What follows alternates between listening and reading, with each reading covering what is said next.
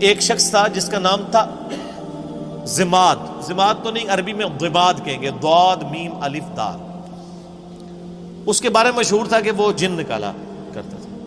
وہ مکے آیا کہیں تو اس کو پتا چلا کہ اس طرح مکے میں ایک شخص محمد صلی اللہ علیہ وآلہ وسلم ان کے ساتھ اس طرح کا مسئلہ ہوا ہے. کچھ عرصے سے وہ اس طرح کی باتیں کرتے ہیں. غار میں چند دن کے لیے گئے تھے. لوگوں نے پھر مشورہ کیا تو اس نے کہا کہ مجھے نبی علیہ السلام کے پاس یعنی محمد کے پاس لے چلو. وہ آیا، اس نے بڑے یعنی اخلاقی انداز میں کہا کہ اے محمد، اگر آپ چاہیں تو میں آپ کا علاج کر سکتا ہوں. میں جنات کا، اسیب کا، اس طرح کا جو سایہ وغیرہ ہوتے ہیں میں اس کا علاج کرتا ہوں. تو آپ صلی اللہ علیہ وآلہ وسلم سے اس نے کہا کہ آپ بتائیں آپ کیا بیان کرتے ہیں، آپ کو کیا پرابلم ہے. تو آپ علیہ السلام نے چند الفاظ پڑھے، ان الحمد للہ نحمدہ ونستعینہ ونستغفرہ. بے شک تمام تعریفیں اللہ کے لیے، ہم اسی کی حمد کرتے ہیں، اسی سے مدد چاہتے ہیں، اسی کی طرف رجوع لاتے ہیں. من یہدہ اللہ فلا مضل لہ، جسے اللہ گمراہ کر دے، جسے اللہ ہدایت دے دے، اسے کوئی گمراہ نہیں کر سکتا. ومن یضلل، اور جسے وہی گمراہ کر دے، فلا ہادی لہ، اسے کوئی ہدایت نہیں دے سکتا. واشہد ان لا الہ الا اللہ وحدہ لا شریک لہ، اور میں گواہی دیتا ہوں کہ اس اکیلے اللہ کے سوا کوئی معبود نہیں ہے. واشہد ان محمدا عبدہ ورسولہ، اور محمد صلی اللہ علیہ وآلہ وسلم اس کے بندہ ہے خاص اور رسول ہے. اس کے اوپر ایسا روب طاری ہو، اس نے کہا یہ آپ نے کیا کلام پڑھا ہے؟ دوبارہ پڑھے، دوبارہ پڑھا. اس نے کہا ایک دفعہ پھر سنائے. ابھی قرآن تو پڑھا ہی نہیں تھا، صرف آپ نے اپنے خطبے کے الفاظ پڑھے. تیسری دفعہ جب اس نے سنا، اس نے کہا واللہ ایسا کلام میں نے کبھی نہیں سنا. آپ اپنا ہاتھ بڑھائیں، میں آپ کے ہاتھ پہ بیعت کروں، میں اسلام قبول کرتا ہوں. یہ صحیح مسلم میں حدیث ہے. تو وہ آیا علاج کرنے تھا، اس فیلڈ کا ایکسپرٹ تھا. جس طرح آپ دیکھ لیں کہ جادوگروں نے اسلام قبول کر لیا تھا، ان کو پتہ چل گیا تھا کہ موسیٰ علیہ السلام جو کچھ کر رہے ہیں یہ جادو نہیں ہے. کیونکہ ہر ایکسپرٹ اپنی فیلڈ کو جانتا ہے. ایک ڈاکٹر کو پتا ہے کہ ڈاکٹر زیادہ سے زیادہ کیا کر سکتا ہے، اور اس کے سامنے کوئی ایسا ایکسپیرینس آ جائے وہ کہے گا یہ ڈاکٹری میں پاسبل نہیں. جادوگروں کو بھی پتا تھا کہ جادوگر آنکھوں کا دھوکہ کرتے ہیں، یہ تو فزیکلی کر کے بتا رہا ہے، یہ جادو نہیں. تو جادوگر جن کی بیس پہ فرعون اکڑا ہوا تھا وہ تو مسلمان ہو گئے. اس کے بعد تو فرعون کو ویسے ہی مسلمان ہو جانا چاہیے تھا، لیکن نہیں ہوا، ہدایت اس کی قسمت میں نہیں تھی. یہاں پہ بھی مشرکین عرب جو بار بار کہتے تھے اس پہ جنات کا اثر ہے، جو جنات کا ایکسپرٹ ہے وہ کہہ رہے کہ یہ جنات کا اثر نہیں ہے، اور وہ مسلمان ہو گیا. اس کے بعد گنجائش رہتی تھی کہ مشرکین عرب نبی علیہ السلام پہ ایمان نہ لاتے، لیکن وہ قسمت میں ہدایت. اور لوگ کہتے ہیں جی اللہ کے نبی زندہ تھے، لوگ پتہ نہیں کیوں نہیں بات مانتے تھے. آج اللہ کے نبی کی بات مان رہے ہیں لوگ.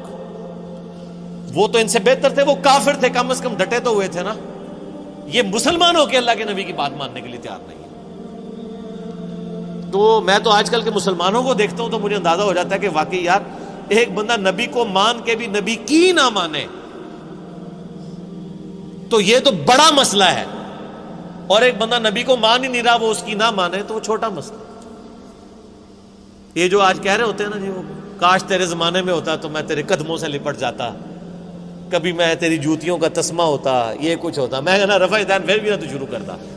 تو کہنا من لوگ کہیں گے کہ یار ایک مکھیا میں مارنا ہے. یعنی جو اتنا بزدل ہے آج کے دور میں کہ وہ اپنے نظریات کو قرآن و سنت پڑھ کے چینج کرنے کے لیے تیار نہیں ہے، تو وہ ابو جہل ہی ہوتا. یہ ضروری نہیں ہے کہ تیرے ہوتے جنم لیا ہوتا تو ابو بکر، عمر، عثمان و علی ہوتا رضی اللہ عنہ مجمعین. نہیں، عین ممکن ہے کہ ابو جہل ہوتا، عبداللہ ابن ابی ہوتا. یہ بات کرنا بڑا آسان ہے، تیرے ہوتے جنم لیا ہوتا. یہ ساری کہانی ہے میرے بھائی، یہ بڑا مشکل کام ہے. یہاں پہ آپ دیکھ لیں نبی علیہ السلام کے کارٹون بنتے ہیں تو جنہوں نے داڑیاں نہیں رکھی سب سے پہلے وہ آ کے بینک توڑتے ہیں، شیشے توڑتے ہیں، گاڑیوں کو آگ لگاتے ہیں عشق رسول کے نام پہ. انہی کو کہتے ہیں کہ یار داڑھی رکھ لو، نال ہی ٹھوس. حالانکہ ہونا یہ چاہیے کہ ان کافروں نے نبی علیہ السلام کے جو کارٹون بنائے ہیں اس میں نبی علیہ السلام کی مبارک داڑھی میں بم رکھ کے نا انہوں نے اس طرح کی شکلیں بنائی ہیں. تو پھر جڑا بن نا کہ تو نے میرے نبی کی داڑھی میں بم دکھایا ہے. ابھی تو میں نے داڑھی نہیں رکھی تھی لیکن آج سے میں داڑھی رکھتا ہوں، ایسی کی تیسی تم لوگ. تو کوئی کرنے کے لیے تیار نہیں ہے. مشکل کام ہے. اب بینک لوٹنا، گاڑیوں کو آگے لگانا، اے ٹی ایم مشینیں اکھاڑ کے لے جانا. ثواب دیکھیں، اے ٹی ایم مشین اکھاڑیں، آپ کو پیسے بھی ملے اور ثواب بھی ملے، اور کیا چاہیے. ظاہر ہے یہی کہانی کرائی گئی ہے نا. پاکستان میں تو مولوی یہی پٹی پڑھا رہے ہیں نا. جو بھی اینٹی اسٹیٹ ایکٹیویٹیز پہ علماء ابھار رہے ہیں اپنی عوام کو، وہ یہی کچھ کر رہے ہیں نا. غلامی رسول میں موت بھی قبول ہے، غلامی رسول میں اے ٹی ایم مشین لوٹنا بھی قبول ہے. تو سر پھر ایسی غلامی تو ہر بندہ کرے گا نا. دوویں جہان دی مٹھے پاؤ کہ مشین بھی لوٹ لی اور جنت بھی پکی کروا لی. تو یہ ساری باتیں کرنا یعنی آسان ہے، یہ دعوے کرنا آسان ہے، لیکن حقیقت ہے کہ یہ بڑا مشکل کام ہے سچائی کو قبول کرنا. تو اللہ تعالیٰ فرماتا ہے کہ تمہارے صاحب مجنون نہیں ہیں، ان پہ کوئی جنات کا اثر نہیں ہے. اور پھر نبی علیہ السلام کا کریکٹر بھی ان پر گواہ تھا. جنات کے اثر والے لوگ تو بہکی بہکی باتیں کرتے ہیں. جس پہ جنات کا اثر ہو وہ یہ لوگوں کو کہے گا کہ اپنی بچیوں کو زندہ دفن نہ کرو، اپنے ماں باپ کے ساتھ اس نے سلوک کرو، اس خدا کی عبادت کرو جس نے تمہیں بے قدر پانی سے پیدا کیا ہے. اس طرح کی اخلاقی اقدار جس پہ جنات کا اثر ہو تو اس طرح کی باتیں تو نہیں کرے گا. پھر سورہ یونس میں اللہ تعالیٰ شروع میں آیت نمبر 14، 15، 16 میں آپ کو ملے گا. اللہ تعالیٰ فرماتا ہے کہ یہ کہتے ہیں کہ اے نبی ان سے فرما دو اگر اللہ نہ چاہتا تو میں کبھی قرآن تم پہ نہ پڑھتا. اور یہ کافر کہتے ہیں کہ نبی اس قرآن کو بدل دو یا کوئی اور قرآن لے آؤ، یعنی یہ تو بہت سخت قرآن ہے. اے نبی تم فرماؤ کہ مجھے کوئی حق حاصل نہیں کہ میں اپنی مرضی سے اس قرآن کو بدل دوں. میں تو خود اس وحی کا پابند ہوں جو اللہ کی طرف سے میری طرف آتی ہے. قل انی اخاف ان عصیت ربی عذاب یوم عظیم. اے نبی یہ بھی فرما دو کہ بالفرض اگر میں بھی اپنی خواہش نفس سے کچھ ایسا معاملہ کرتا ہوں، اپنے رب کی نافرمانی کرتا ہوں، تو میں بھی ڈرتا ہوں کہ بڑے دن کا عذاب مجھے بھی آ پکڑے گا. اس سے زیادہ اور کس طریقے سے آپ کو بات سمجھائی جاتی